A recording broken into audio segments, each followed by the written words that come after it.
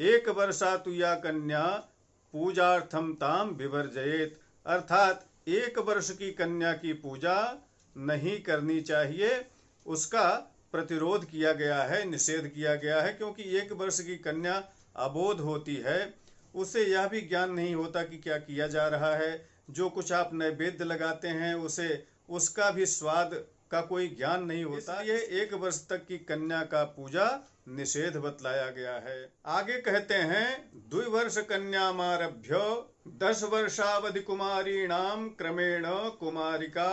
त्रिमूर्ति कल्याणी रोहिणी काली चंडिका शांभवी दुर्गा भद्रेति नामानि। अर्थात 2 वर्ष से लेकर 10 वर्ष की कन्या की पूजा शास्त्रों में बतलाया गया है। 2 वर्ष की कन्या को कुमारिका कहते हैं,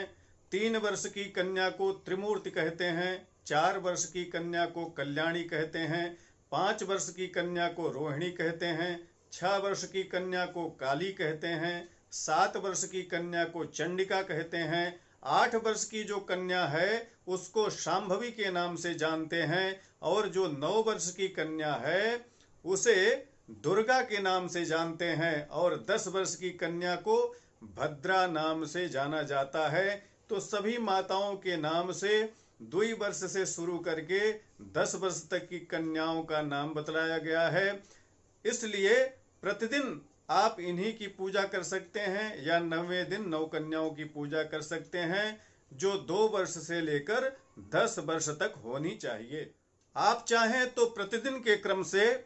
प्रथम दिन 2 वर्ष की कन्या की पूजा, द्वितीय दिन 3 वर्ष की कन्या की पूजा, तृतीय दिन 4 वर्ष की कन्या की पूजा, चतुर्थ दिन 5 वर्ष की कन्या की पूजा, पंचम दिन 6 वर्ष की कन्या की पूजा, षष्ठ दिन 7 वर्ष की कन्या की पूजा, सप्तम दिन 8 वर्ष की कन्या की पूजा, अष्टम दिन 9 वर्ष की कन्या की पूजा, और नवम दिन 10 वर्ष की कन्या की पूजा के क्रम से भी आप कन्या पूजा, कुमारी पूजा कर सकते हैं।